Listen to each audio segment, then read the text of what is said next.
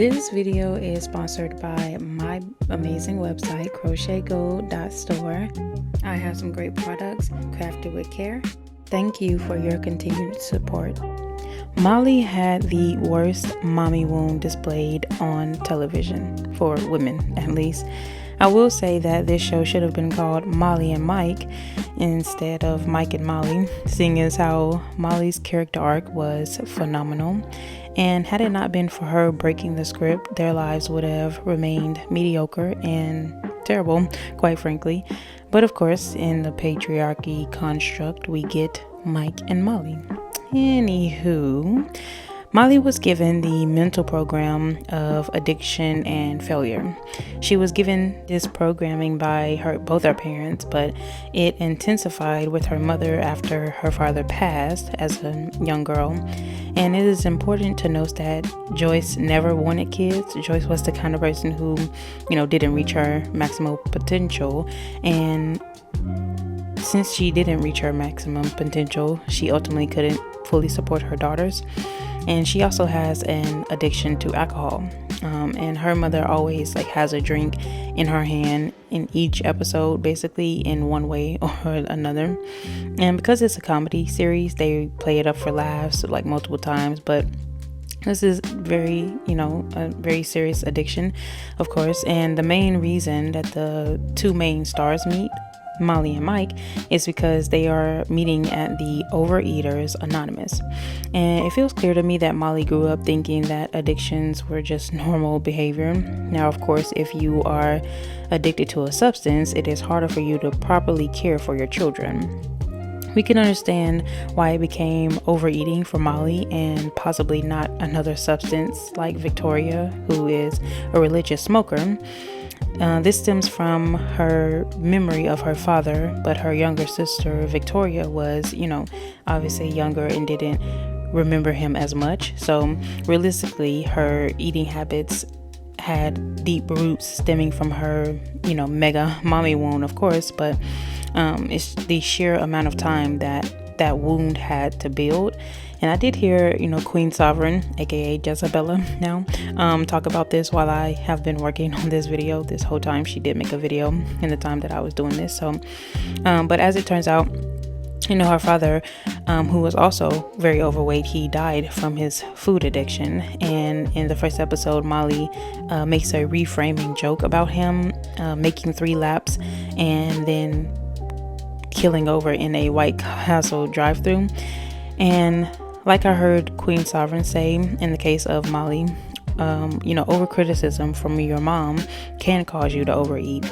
And though it may not be conscious at first, it eventually leads to, her being overweight and a host of other issues. But, when you're overweight, you're typically overlooked a bit more, albeit you'll still be criticized and used as the punching bag, which we can kind of see, how Victoria is more coddled. She's also the younger daughter, so Molly has gotten used to making her feelings more important as well, because she's has been parentified, that older daughter syndrome that everyone talks about.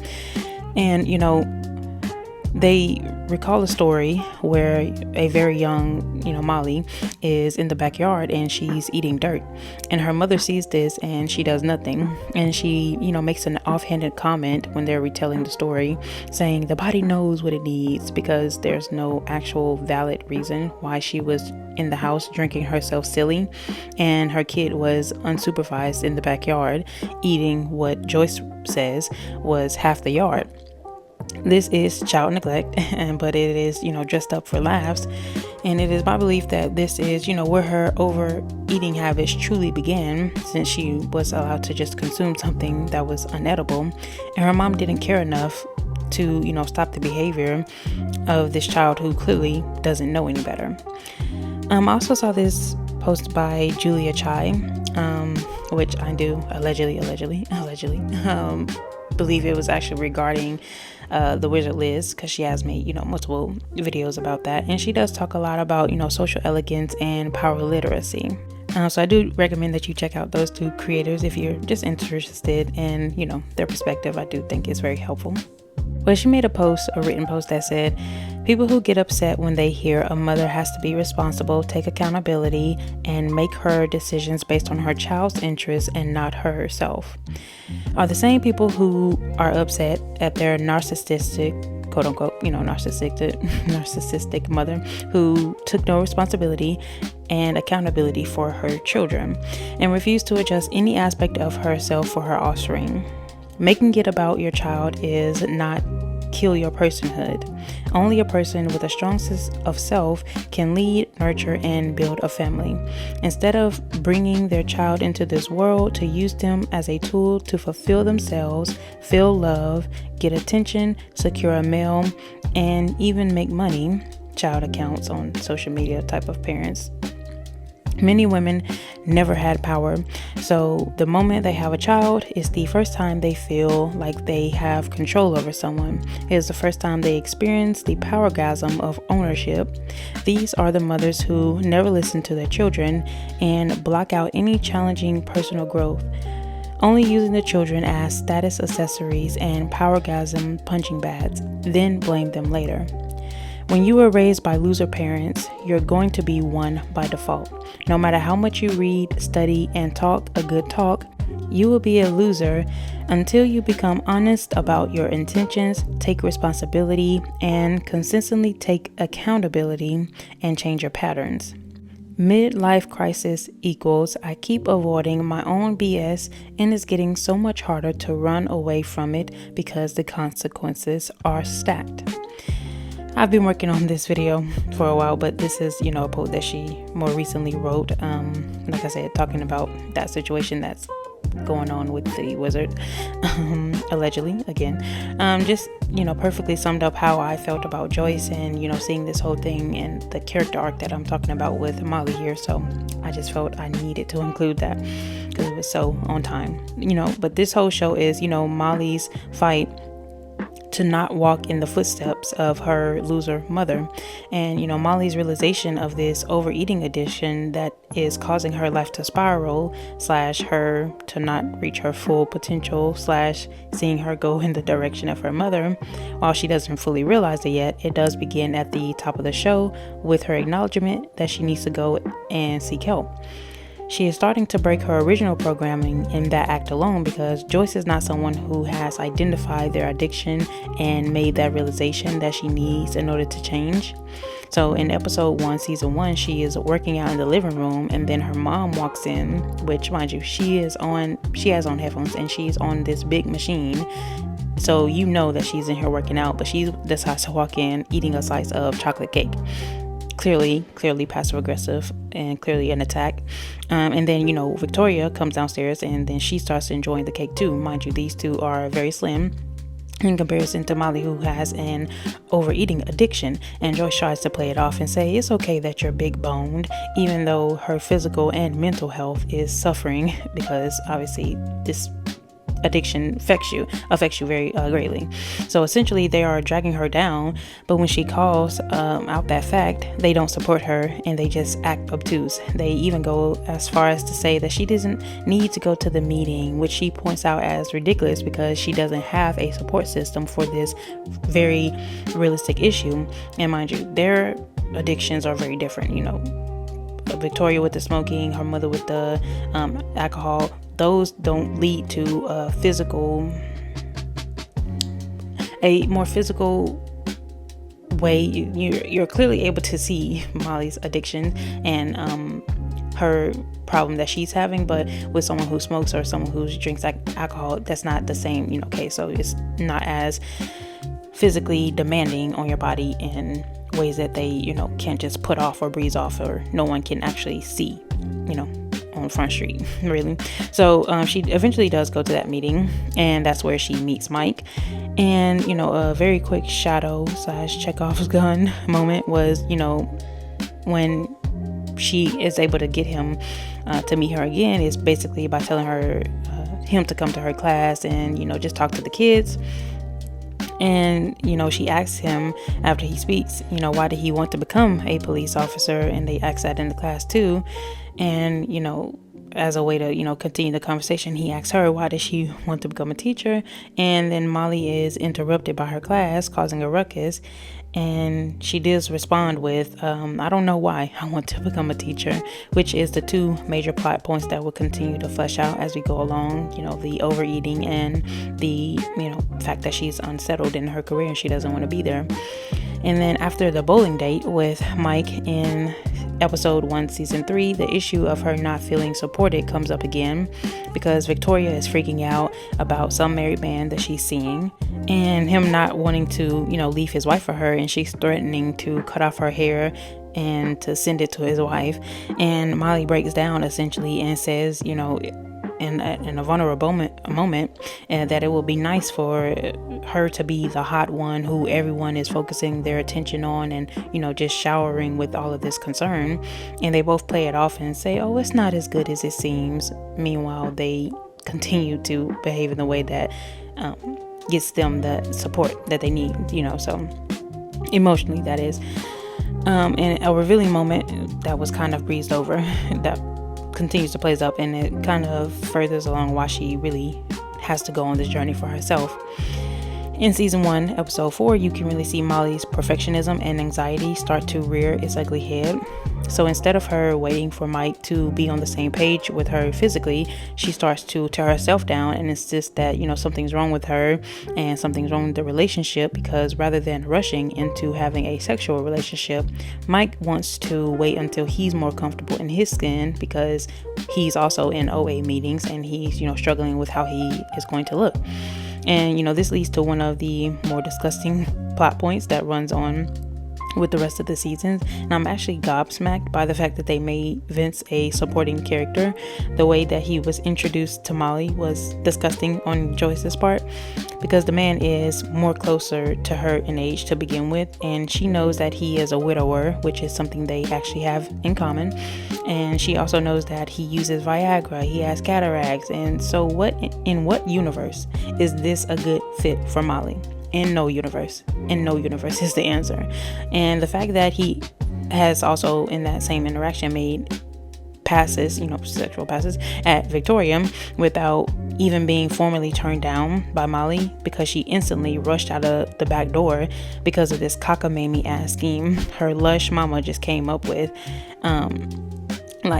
It just shows you his insanity, and I really don't like him as a character. And so when I did a rewatch, I wasn't originally, when I was watching the show, planning on doing a breakdown of it. So when I did a rewatch, I had forgot that this was his introduction, and I just wanted to erase this whole episode out of my mind, apparently, because I really did not remember how he was introduced. So just seeing that this wasn't his last appearance and that's how he started was actually flabbergasting. And another thing that stood out was the fact that he actually had gotten over his late wife's passing, very quickly, as men typically do. Because I've definitely heard, Shira Seven talk about how men will be bringing new women to their late wives' funerals, But this stuck out since Joyce has not properly grieved and has used her addiction to not deal with the emotions surrounding her husband's passing. And her immaturity definitely shows in this moment, because instead of her just asking Vince, who is clearly more of her speed, instead of her asking him out or, trying to spark up their relationship, and instead of her allowing Molly to figure out her own relationship as an adult woman, she makes a childish joke saying, oh, you might want to go grab him before I make him your new stepdad. Excuse me? That should have been your plan all the while, dummy. I guess it would have been too much right to admit that she was just lonely, and seeing Molly, of all of them, really finding a guy that likes her and made her feel secure, especially since Molly was the last person that she would suspect to have a loving relationship because of her overeating addiction. Just the same as, Victoria would act up in her little ways throughout the season with the attention-seeking behaviors. But back to Molly and her running away in the middle of basically traffic. She left the OA meeting because, this man wouldn't have smacks XCX, whatever, with her, which was way too soon, in my opinion anyway. And you have to think about why I'm saying it's too soon, because who else is mirroring the idea that they should have intercourse at this point? it is Carl, who is seen as the biggest joke when it comes to dating. It is definitely seen that he doesn't know how to sustain a relationship, and he doesn't know like at all. And that mostly stems from his mommy wound, which I'm definitely going to be taking a crack at that because, yeah, have to. But these two, they just have started, getting to know each other, and they're both struggling to break free from the grapple of addiction to food. So the last thing that they really needed to do was rush into a physical relationship. And if Molly would have slowed down and talked first, she could have learned a thing or two about, taking accountability and understanding that it was perfectly reasonable that he is wanting to, wait until he feels more comfortable, and wanting to know that you actually have a handle on your addiction before jumping into things that could cause your emotional instability, which for Mike does come up, and the reason why he overeats, but this isn't his video. And her running away from him in the street was definitely Joyce levels of complete avoidance, but that's for a different timestamp in this video. This situation definitely shows the unhealthy levels of competition with Joyce and her daughters, though, and you can also see a bit more of this in the next episode. And she, offhandedly mentions something to Mike when he's staying over about, I don't want you to see me in the hallway in the buff, / naked, and have a difficult choice to make with, Molly in particular. She has had a very close bond with her father, and that's where I can reasonably, get that this would, ugly bout of jealousy would have began, since Joyce didn't want kids, obviously. Moving on to season 2, episode 4, we see Mike buying a Chevy from Vince. We come to find out that this is more of an, adventurous purchase for Mike, because he is usually very studious when it comes to saving money. At the same time, we are finding out that Molly is very fiscally irresponsible, and she has little to no money saved up. She also has a whopping $17,000 in credit card debt, and this is after her writing Mike the whole episode about the aforementioned irresponsible Chevy purchase, which was irresponsible for different reasons, but most of her debt comes from shopping, which we will see later in her, going all out for Christmas, because it's a sore spot for her emotionally speaking. And so she also mentions that, taking her mother and sister along on trips when she travels. And I'm sure all of the responsibilities that she has day to day in her life is making her feel trapped in her dead-end job. And it leads to her overspending and, traveling and things like that, just to get away from everything that she knows to be her life. And in the end, this ends up, he ends up getting his money back from Vince. But next, in season 2, episode 5, we start to see how Molly has been adultified her whole life, and basically having to step up as a second parent to Victoria, which Victoria is bringing a guy into the house that she barely knows to hook up with. By this time, Mike has already moved in with them because they are engaged, and this is a better living situation for them financially. Like I just mentioned, all the debt that they have due to Molly. And I felt that this was, Victoria's way of showing jealousy. It's like that little kid that sees another kid playing with a toy and now they want it, or that anything that you can do, I can do better syndrome. Just very childish behavior, to say the least. And while they're at dance class, Molly swears off having to be the adult in all situations, but as she comes home, she self-betrays because Joyce lays the problem, that is Victoria, wanting to, leave out and move out really quickly, at her feet. And again, she quickly just buckles and goes back into the responsible adult role. It's important to note that Joyce has an empty wine glass in her hand, which she rushes to fill after Molly goes to handle her responsibilities as a mother, of course. Funny enough, Molly mentioned that she didn't want to be the one, cleaning up the empty wine glasses in the shower and being the sole responsible person right before they came home. So, like I said, she self-betrayed immediately when she comes home and has to deal with the pressure of her mom. So now we're coming to see Molly's control issues and her inability to let go of the reins of other people's lives that she cares about. We get more of a peek into her money problems as well, when Mike tells Joyce that she needs to start stepping up and being more of a parent instead of a friend. And she pushes back with the fact that, Molly isn't so put together, smart, and responsible as she seems because she owes me money.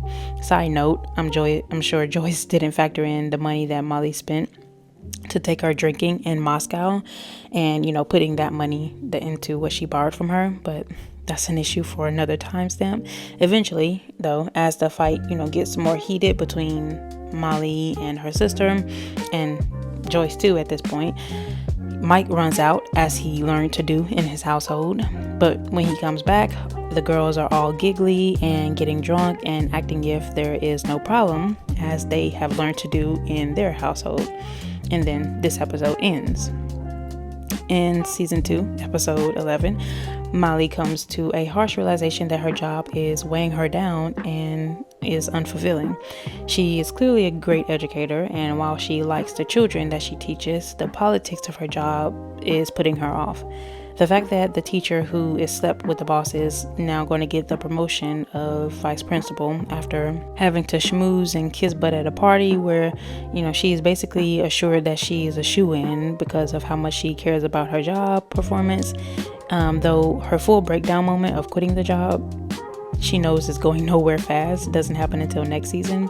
And this is her, glaring realization that she needs to escape, but she doesn't, pull the trigger. And hell, even Peggy working at the school in the cafeteria wasn't enough to make her quit. But this is, an unethical promotion, which was, basically her final straw. While she was, getting lit with the lunch ladies, her perfectionism wound starts to show. And Molly certainly believes that life should be fair and that you do a certain amount of input and you get the output that you deserve. And this is definitely a part of that be a good girl programming. Unfortunately, she gets real life examples that this is not always true. She also decided not to blackmail the principal into giving her the job because she knew that she rightfully deserved it.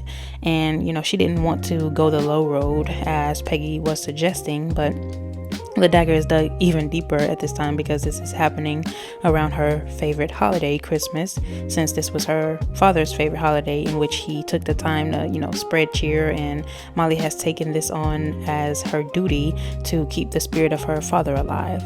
And she's trying to do this by making memories and doing a lot of obsessive decorating, which does come up in the later seasons when we can witness Molly overspending, overcompensating, overplanning, and one year making Vince feel very uncomfortable when he has a low-class ornament of a Santa on the toilet that she doesn't think deserves to be on her perfect tree with her decorations. And I do believe that this was, a sore spot because she, wasn't ready to really touch that death spirit around her dad passing and, celebrating Christmas to a higher degree. And now Vince is her stepfather, but one that she's not very enthusiastic about or even hates, if we can be honest, but, for obvious reasons. But Mike does try to cheer her up and about the job. And, Joyce's answer to seeing Molly with crushed dreams and drunk on her ass after she comes home was, who wants to get some more schnapps? Which, after all, what is she going to say? She doesn't know much about chasing her dreams. So nevertheless, this snub is causing Molly to sink into a depression where her job is concerned. And there was some relief from, seeing a former student doing well, but not enough to make her stay in that job, thankfully. But for the rest of season 2, it's mostly about her stress planning every detail of their wedding, their honeymoon, and their life afterwards.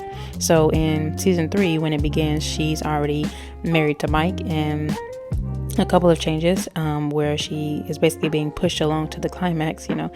She is a person who loves to travel, and to her dismay, we see her having to come home after having this beautiful honeymoon in France, where she is, getting to explore. And now that her and Mike are married, she feels more pushed to have a baby.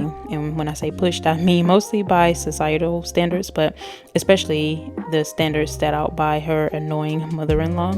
And this standard is pushed so hard that she is feeling pressure to try endlessly, as we see that through the first couple of episodes. And then she has a very disappointing birthday, which I'm sure she would have liked to traveled, but other circumstances made it so that her birthday was very bleak, to say the least. There's a point where her sister is singing in that episode of her birthday, and the hippie guy is encouraging her to go on the road again and show her talents, but Molly talks her down, and Victoria just ends up at a junior college instead.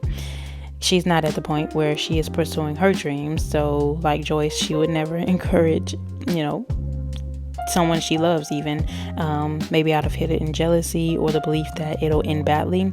She would never tell them to pursue their dreams.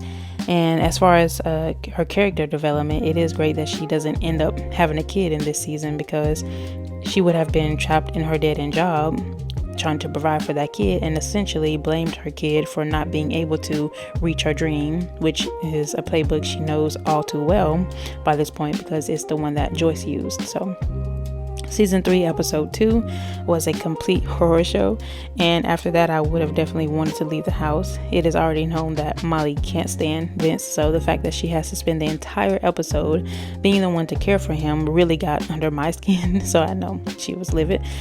Joyce and Vince are being intimate when Vince hurts his back, and this causes Joyce to regress emotionally because of her wounds that haven't healed.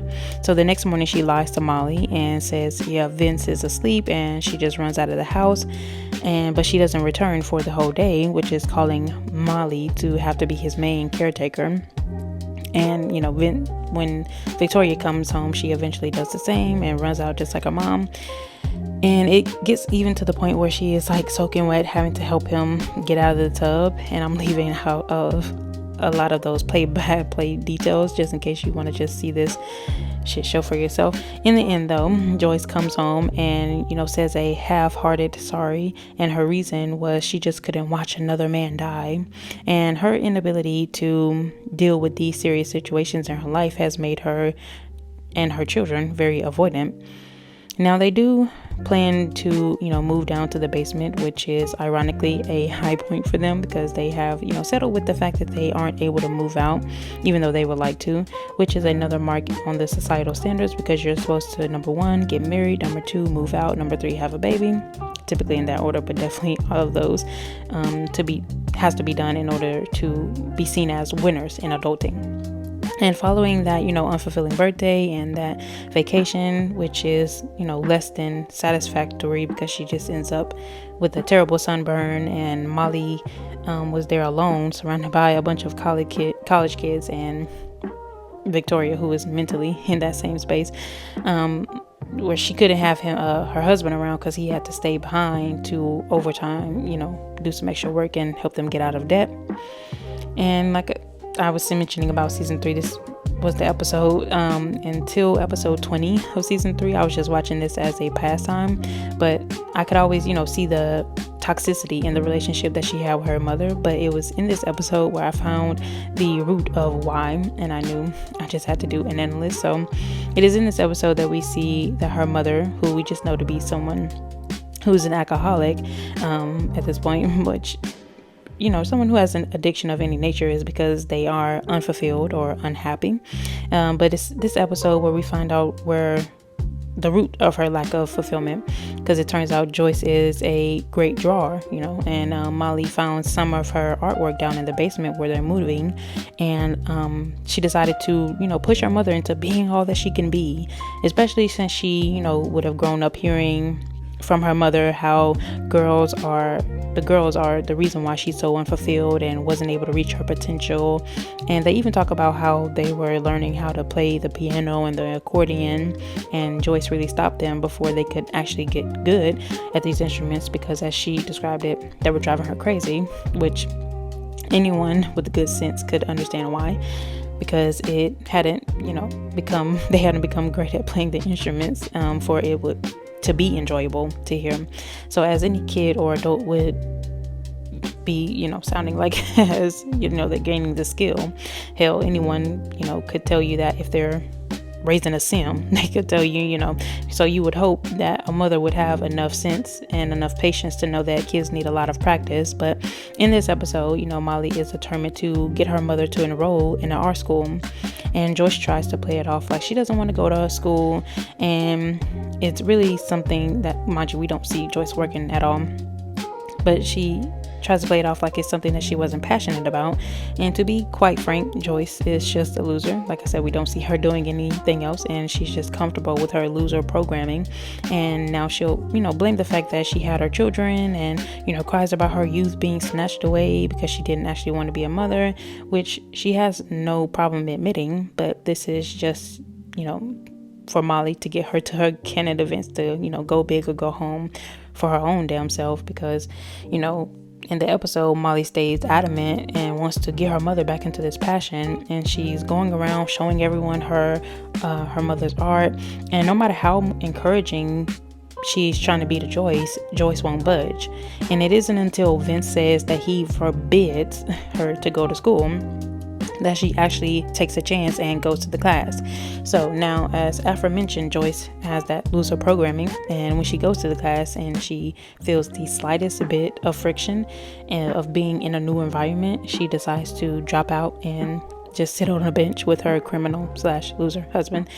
And that's how the episode ends. So following this though, an episode where there was an episode where her passion for traveling is reignited, and Molly isn't seen for the whole episode. We don't follow her, but the whole episode is centered around Mike and him wanting to provide more for Molly because he can sense that she's starting to leave her old self behind. And he's fearing that Molly will leave him behind because she's starting to leave her old self behind as well. So when she does come back though, she is there to direct a spring recital with the kids. She's working very hard on it, and we actually find out that after she quits, she talks about how this is something that she's very passionate about, and something she wanted to do as a career when she was very young was being in musical theater.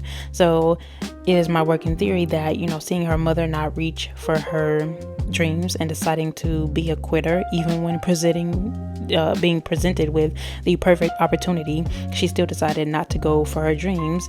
And even though she has nothing better going on, and the combination of Molly doing something that she was really passionate about, in this season, if Molly had gotten pregnant, the next season wouldn't have, launched her into her ultimate potential, and she would have ended up in the same unfortunate cycle as her mother, where, one where she didn't really try to reach for her dreams, and in fact just distracted herself by using a man and ending up with a kid as an ultimate scapegoat.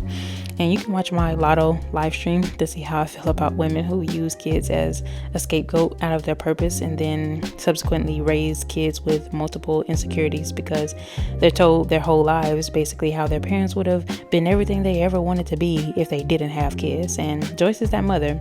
Joyce actually admitted by this time that she didn't want kids and that Molly was an accident, and then I suppose she just didn't have enough because I think it was more on the lines of how Julia Child says it, to secure a man, that sort of energy, and now I know well-meaning people would like to think that she would have, been inspired to do everything she wanted to if she didn't have her daughters and she wasn't the sole caregiver for them after, her husband died. But I would go so far as to say that even if her husband was alive and provided for the household, even if she had all the time that she needed in order to pursue her dreams, that still would not have been enough motivation for Joyce to do what she needed to do in order to fulfill her purpose.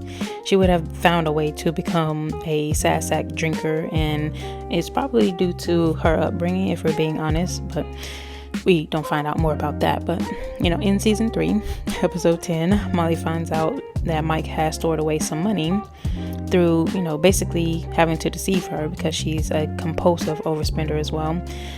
So we can see the reasons on that. But of course, I think she was raised by a single mother, and it grew these feelings of scarcity, especially since their original household was of a participating father. But when he dies unexpectedly, that does create fears of not only death, but of, the scarcity of money. And we get a glimpse of this when Vince breaks his back, obviously.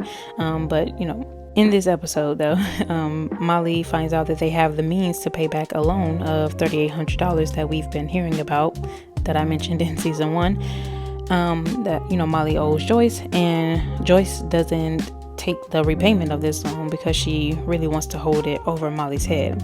Similarly, how she's holding it over everyone's head that they live in her house. Now, on Molly's birthday in the previous season, with that gelato incident, we find out that Victoria has a very sizable account to the tune of like $36,000 that she's been able to save, just something astronomical like that. But Molly finds this out, and she immediately asks for a loan, which of course I'm glad Victoria didn't give to her, because Molly has shown her instability with finances, and definitely didn't want to give an enabler type vibe from Victoria. But it's like when Peggy constantly bribes Mike with food, even though she knows Mike has an overeating addiction that she needs to be taken seriously. So nevertheless, they start to get into this big blow up because she is consistently telling Peggy to take this money, which Joyce is refusing, which results in Mike and Molly going to Peggy's house, hence the name of that episode, which is Weekend at Peggy's. Now, unfortunately, at the end of the episode, they don't really hash out their issues that gets them to a place of real stability. After leaving Peggy's house and, seeing her issues head on and having to deal with her annoying behaviors for 24 to 48 hours, Molly decides to go back home and say, hey, can we just, forget this whole situation and go back to how it was before? And when she says this, we actually find out that Peggy has already cashed a check. So it's like, why the hell would you have her over there when her and her mother-in-law don't get along already? And that you already have the money that you are so vehemently against accepting. It's really because it's all about control on Joyce's part. And Molly accurately points out that now that she has, been for a long time the adult of the household and the one who has taken up that role of control, telling everybody, what they need to do. She also mentions the fact that she does the cooking, the cleaning, when Joyce is trying to throw the fact that they live in the house for free. She mentions all of the things that she does around the house, like picking up the alcohol, picking up the empties after they go on binges, which is weekly or daily at this point. And a lot of what I'm going to express next is something that I read in the book Anxiety, Phobias, and Panic by Renaud Z. Purifoy, Peurifoy. It's my southernness that I can't just say that. All right. But since they experienced a reversal of parent-child roles after Molly's father passed away, since Joyce started to work more, causing, Molly to have to pick up a lot of the household roles so that Joyce wouldn't become even more angry, abusive, or distressed than she, already would have been by being abandoned with two kids that she never actually planned on having.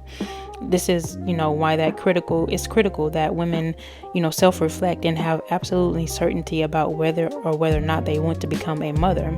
Because if a man decides to leave, or if he dies, you will still be there, and that child will still be there with you. So, it is, since Molly has to live through this trauma, she developed a high anxiety, personality traits, which is, like the high level of creativities, which we can see from her being a great writer, the excessive need of approval, which we can see from her trying to gain approval from Joyce, Peggy, and even Kay. High expectations of self, which we can see with her struggles to write her books, and also perfectionism. We also see the competent, dependable doer, and the excessive need to be in control. So, these are a couple of the many insecurities that she picked up from being raised in the way she was. So in season 4, episode 1, she makes a very quick decision to leave her job. It's been weighing on her, but she's never actually, expressed a competent way of getting out and, a real thought out plan. She just decides to do it, and, it's very dramatic, and the whole episode is about it. And, she goes back and forth of whether she wants to leave the stability and the good pension behind, but she does end up actually leaving because she realizes that her heart isn't in the job anymore, which was the best decision for her because she goes on to become a writer. And the rest of the seasons follows her throughout that journey. And along the journey, you see Molly really doubting herself heavily and procrastinating to extreme degrees like we've never seen before.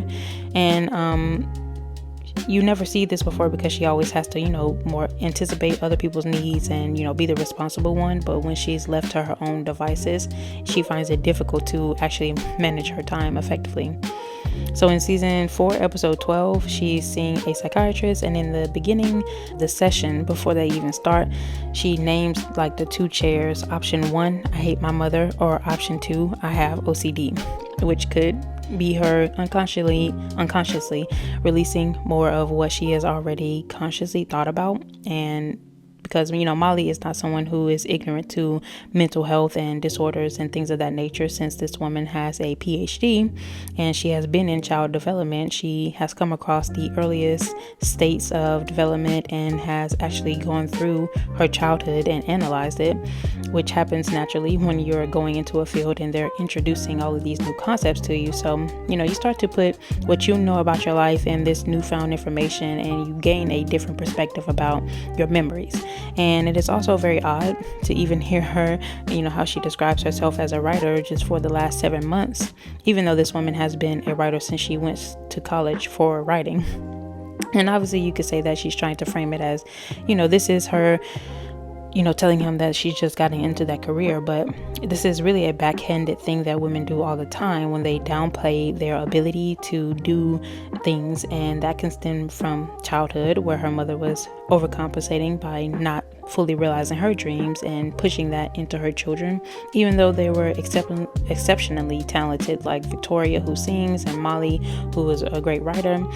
This is really goes to show that it's not talent that is going to save you, so to speak, that, there are different layers that are going to propel you to success, and you have to unlock those in order to fully realize your dreams, because, talent isn't enough, as we've seen with Joyce, who has stalled even though she's a talented drawer. She just doesn't go back and become an artist, So there are definitely, more factors that have stopped her from going from her dreams, and she sees her children as her scapegoat. Anywho, back to the session. After she sits down in the I hate my mother chair, knowingly or unknowingly, you choose. She didn't want to, but she does start to admit that she is getting drunk more often because she, is in that environment where she's not leaving the home as much. She's just with her mother and sister mostly. So tries to glide over it, but then she does fully admit it. And then when she leaves the session, she's talking about how she's feeling better, and they're recapping at dinner. And Victoria mentions how their mother left them to go to Oktoberfest. She just left them in the car. And Molly was like, I completely blocked that out. I didn't remember. I did find it funny that Victoria remembered that, because we do know that Victoria loves music, but despite, having the talent, they hinted at her only going on road to be a groupie like one time. And now she's working in a funeral parlor, and you can say, is this what she really wants to be doing with her life? Probably not. But this could explain why she has an affinity to music, and how our memories can favor and shape our personalities as well. And, at the dinner table, though, Molly reveals that she doesn't want to go back to her next appointment, which everyone points out as a clear mistake, because as they put it, she's starting to crack up, in the words of Vince, which is true in a way, but more honestly, they're all doing this for more selfish reasons, because Molly is known as the Rock.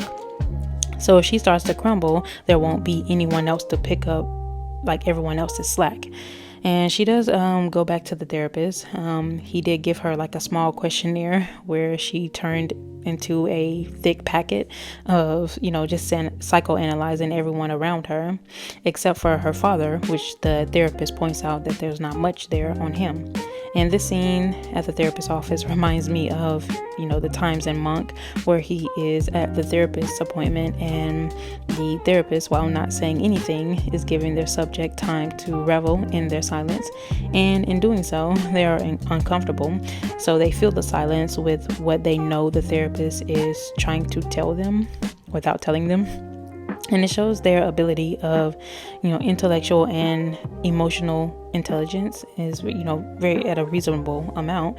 And since these characters are so well versed and smart, as Molly is just humbly pointing out with her transcripts and the psychoanalyzing packet, she's hinting at the fact, though, that, she's able to see what is wrong with the people around her, but after this moment, she's able to actually recognize that she hasn't properly dealt with one of the things that's wrong with her, which is, her father's death, which has caused her to overdrink, overeat, overspend, and, having more times on her hands and, having more time to sit with what's going on in her mind, because that's where she's trying to create from when she's writing books. It's also important to note that before she started writing these intimate books, which she eventually does, books like Zane, back in the day, she was originally writing Schmurder books because of all of the pent up rage, I can assume. But as the only way to cope when she was a child, it was with the addiction that has been modeled to her by her mother, who found it hard to deal with the father's death and the death as stability that Molly is pointing out later on in the goodbyes that she's doing with her father. But she also is had it modeled by her father with his addiction to food. And she did remember that he would take her to the park with a beer and a cigar, which, mind you, it stands to reason that eating was something that made her feel closer to her dad and things that she could actually latch on as a kid. So after the goodbyes, she did take Mike back to the therapist's office, and as the session begins, his mother starts to call, which caused him to have an unraveling because of his overbearing mother, who is selfishly taking for him because she has no ability to be self-fulfilled. But the episode ends and we don't actually see them go back to therapy more frequently, as they both surely need, because it is pointed out in this episode that they both have a long history of mental illnesses on both sides of their family.